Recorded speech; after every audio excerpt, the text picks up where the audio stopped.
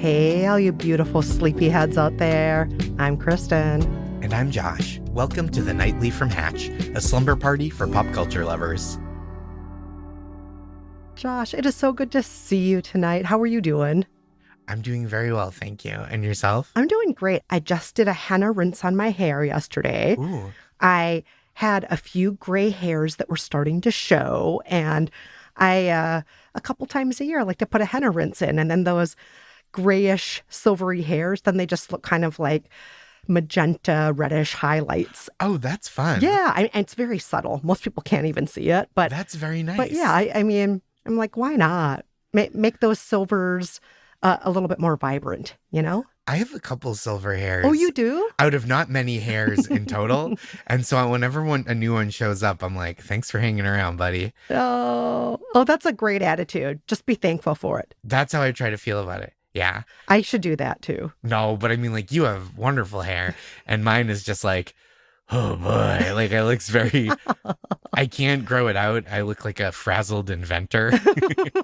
I've always really loved that look. One of my friend's granddads, when I was a kid, he didn't have much hair on top of his head, but he had these really exciting eyebrows.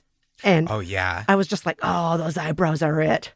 Grandpa Bob and his eyebrows, that's what life is about. Yeah. A couple of them at a time will get a little grandfatherly on me. And like, I go to an Eastern European barber and he'll go, eyebrows? And I go, yes, please. And then he goes, zoop, zoop with the razor. Because I go to a barbershop every few weeks to get my head shaved because I can't bear to ask my wife to shave the back of my neck. It's too intimate. When you get it done, is it like a spa day where they put the hot towel on your head? They do the hot towel. Yeah, they do a nice job with it. Nice. It truly, the whole thing takes like 10 minutes. They just go like, and then they straight razor the back of my neck and it feels nice and smooth.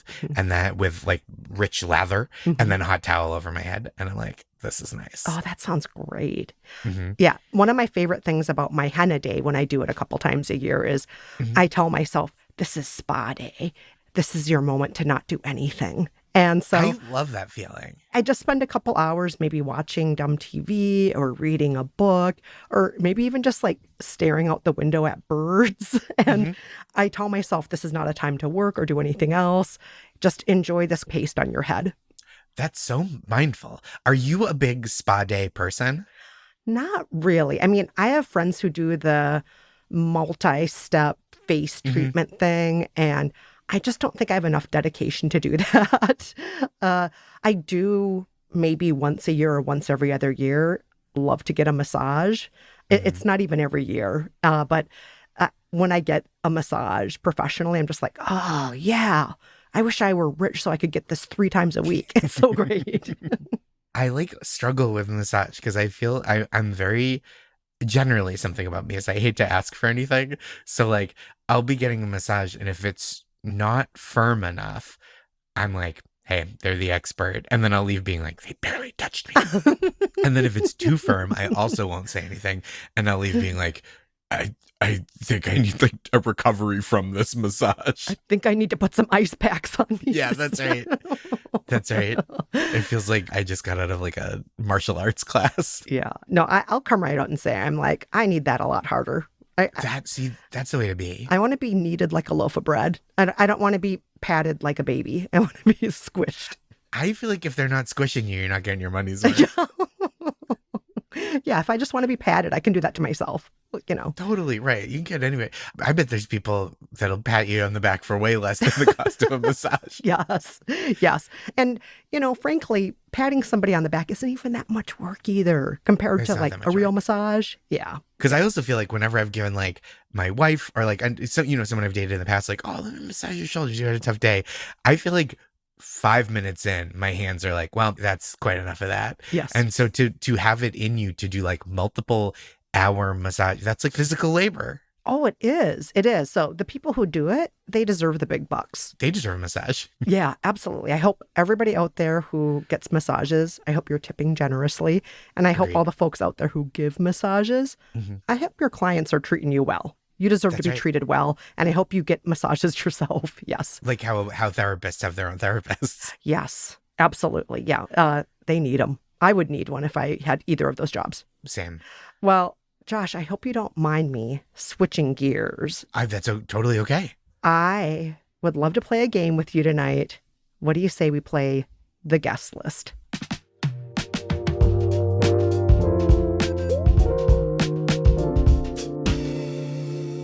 I love it. This is so fun always. Yes. All right. In this game, we each invite 3 people to our imaginary slumber party.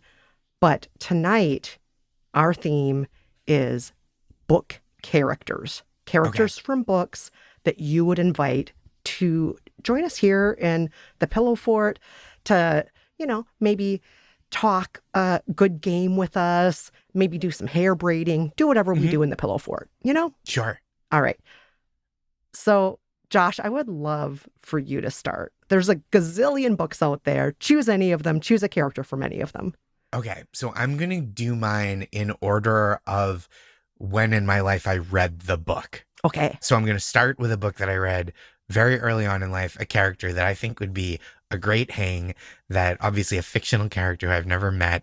And I'm going to go number 1 pick, The Cat in the Hat. Oh my gosh. The Cat in the Hat is going to be trouble in our Pillow Fort. You know what he's going to do? While the rest of us are winding down, he's going to be the one sneaking to the freezer with our underclothes. That's right. And trying to freeze our socks or our underpants, right? This guy knows how to party. That's what I'll say about the Cat in the Hat. He's a good time. He cuts loose. Yeah. And I need a little bit of that in my life. I feel like I don't always let myself relax well. Like I work hard and then I do not play hard. And like when I'm relaxing, I'm just kind of inert. So I like the idea of bringing in a little chaos element into this slumber party, and in the form of the Cat in the Hat. And it's also like, he's a cat. How mad can you get at him? Also, I will give this to the Cat in the Hat. Before the grown-ups come home, he always does clean up. He does clean up. And I'll tell you what, I've invited over many people to my home who don't help clean up. So Cat in the Hat, he's got a leg up 1 out of 4 on all those people. Yeah, he actually does the dishes. You know who does the dishes? Almost nobody, but the Cat in the Hat does. Yeah, the Cat in the Hat. Let him cook and then let him do the dishes. Okay, this is a really great guest idea. And I gotta say, very different from the kinds of guests I've chosen. My list is wide ranging. So I think we're going to put together a really nice pastiche, a milieu, whatever you want to call it. But I think it's going to be good. Okay. Well, who is your first guest to our slumber party? Okay, so I decided that there's kind of a theme to my guests. All 3 of them are spurned lovers. All 3 of them are mysterious. All 3 of them seem kind of angry for good reason, but also just they're all very fascinating to me. And frankly, the books in which they appear, I don't think we learn enough about them. So I have a lot of questions. I feel like there's a lot of stuff going on in their lives that would be interesting to hear about. So I'm starting off with Miss Havisham from Great Expectations. Now, for those who may not be familiar with her, Miss Havisham is famously a wealthy spinster who was once jilted at the altar and who insisted on wearing her wedding dress from that day for the rest of her life in her crumbling mansion. And my God, to hold on to bitterness like that your entire life for decades, I just feel like, sure, bitter people can be kind of irritating, but somebody like this who is this dedicated, who's this committed to this position in life, she might be very fascinating to talk with. Oh, I bet Miss Havisham has great stories. I bet she has a lot of grudges she wants to air out. I think she would be a lot of fun to hang out with. Yeah, and I think that, people who are bitter, you don't necessarily want to hang out with them every day all the time. Mm-hmm. That's right. But one night in the Pillow Fort, I think would be really fun, actually. I agree. Let's say we just want to air grievances all night. She'd be a really fun person to air grievances with, right? Yeah, completely agreed. And I think there's something so special about this kind of relationship that you mentioned, like okay, we're going to hang out one time and I just need to know everything. And then maybe we don't see each other again, like a friendship one night stand. Yes. Like the person you meet in the bar on that one night and you talk to all night, or at that one party, whatever it is. Or you're at jury duty and they're the person you're sitting next to waiting for your name to be called. For sure. Yes. An airplane friend. Yes. All that kind of stuff. Like someone that you meet once and you're just like, oh, you have such an electric personality.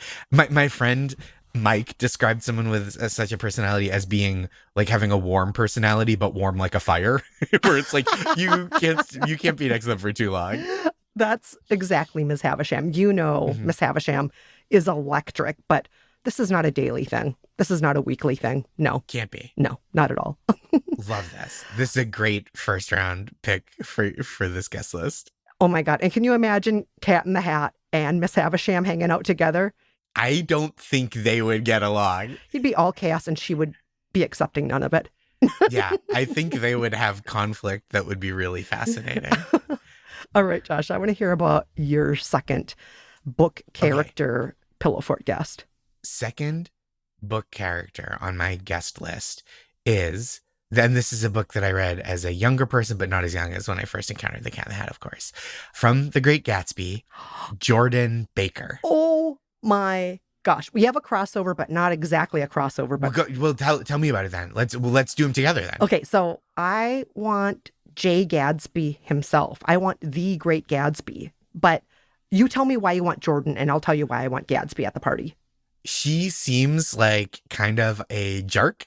She's like kind of witheringly sarcastic, and she cheats at golf allegedly. Yes. And like similar to your to both of our, I think who we like introducing elements of like fascination and chaos into this party. Yes. I think someone who is like the subject of public scandal, like a light public scandal, not like, there's greater scandals in The Great Gatsby, but someone who is accused of cheating at golf Mhm. is such a funny degree of intrigue. And I think like a mean person who is also like kind of lightly unethical is a fun person to hang out with for a little while. Yeah. Also, Jordan is so snooty. Yeah. And I think it's hilarious. It's like tall, tan, snooty, like a model, but also just the commitment again, kind of like Miss Havisham, where it's like, I'm still committed to the idea that I'm better than everybody else in this room. Yeah. Even though you all know that I cheated. In my professional golf career, I'm not actually a good golfer. And It's so funny. And like I think my wife would find this very predictable of me because she calls me, I don't think this is offensive to say, that she calls me the kook whisperer because I have like a real knack for like, if we're out at a party together, there is like a borderline 100% chance if there is like a woman who is eccentric, bordering on like problematic, I will befriend her within minutes and like learn her life story. oh my gosh. This also means you're going to get along really well with Miss Havisham. I think so too. I think so tell me about why you would bring Jay Gatsby into the fold. Okay, so Jay Gatsby, even though the book is named after him, even though he's the one throwing the lavish parties, even though the narrator of the book, Nick, is obsessed with Gatsby, even though Gatsby is held up as this kind of thing to idolize in the book, Yeah. we don't actually ever really get to know Jay Gatsby. And he's a very mysterious character in so many ways. We know that he throws his parties because he's hoping to win back his former love, Daisy Buchanan. Yeah. We know that he made a lot of money, but we have no idea of how he made the money. We don't really know much about his background. We don't know how he went from being a poor boy in North Dakota to being a gazillionaire. We don't know much about him at all. And a lot of what happens in the book is just in Nick's head, right? Yeah. And what's not in Nick's head are little interactions between him and Jordan or him and Daisy or momentarily between him and Gatsby. But mostly we don't really get to know Gatsby. And I want to talk to him. I'm like, how'd you make this money, dude? Yeah. What's going on there? How did you go from poor boy from North Dakota to this guy? I think that one interesting thing about The Great Gatsby, right, is people like often will have like theme parties based on the novel and like really kind of dig into the lavish, like roaring 20s of it all in defiance of like the tragic conclusion of the book. And I think you and I are both cultivating this guest list kind of to intentionally have a lot of bad vibes to it.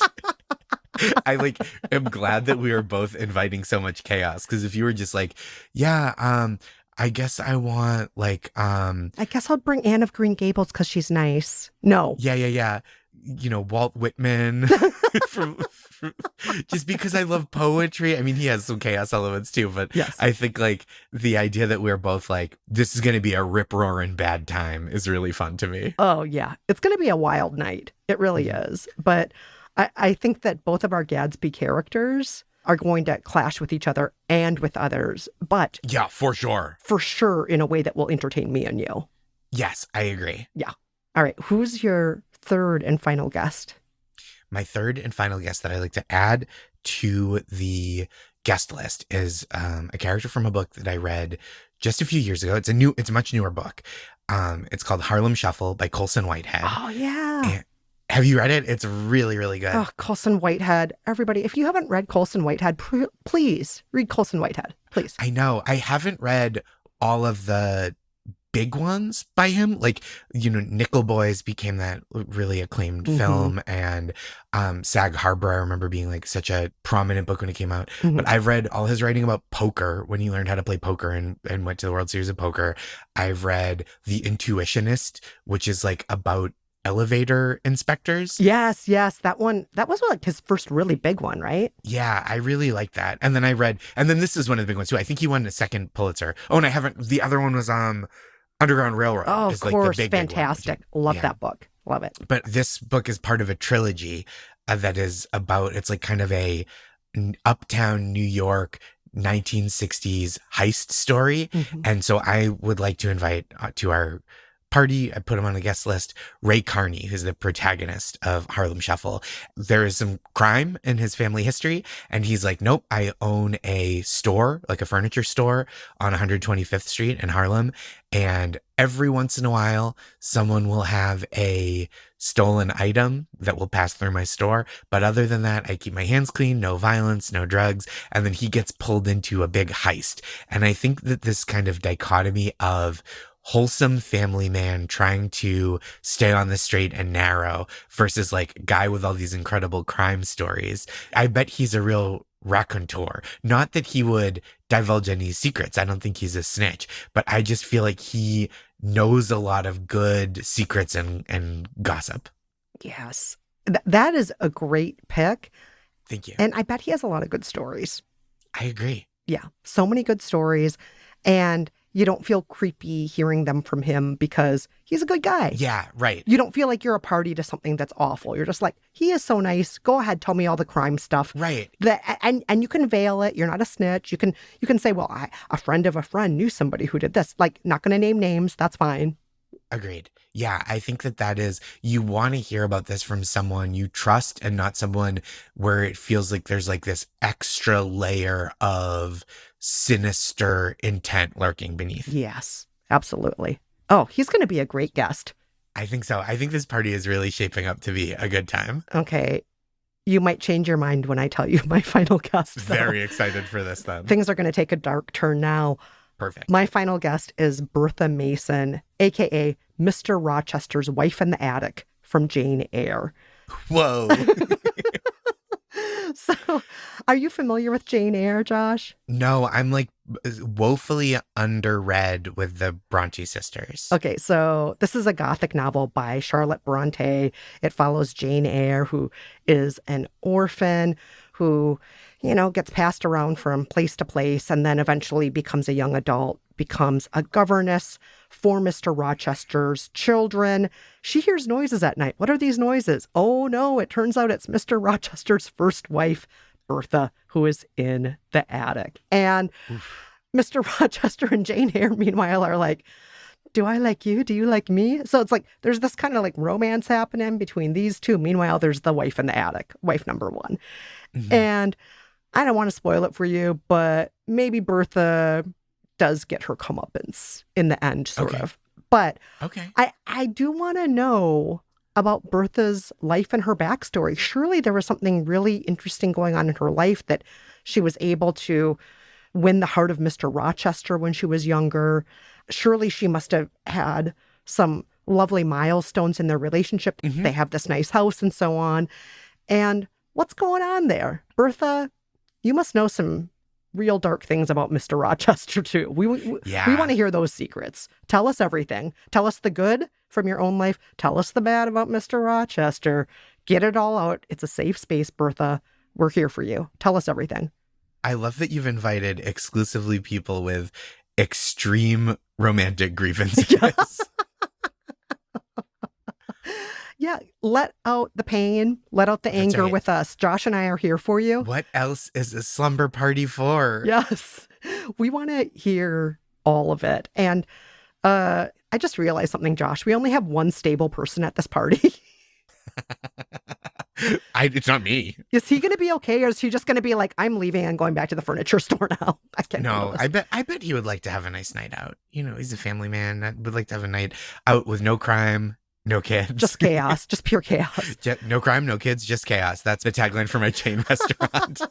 I wonder what the Cat in the Hat's romantic history is now that we're talking about this. I bet the Cat in the Hat is loved and lost just like anyone else. Yeah, because every time he loves, the cat he's in love with is like, you're just too irritating for me. I can't keep this going. Stop doing bits. Yeah, just stop it. Can we just have a one-on-one conversation? I'm not an audience.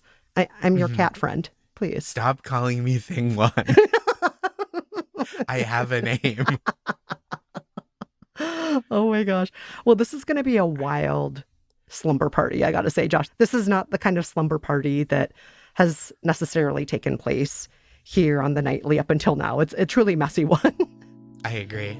And I think I'm going to need some rest if I'm going to be ready for this party. So, I'm ready to get some shut-eye too. Shut-eye so I can wake up and be rowdy tomorrow. So good night, Josh. Good night, Kristen.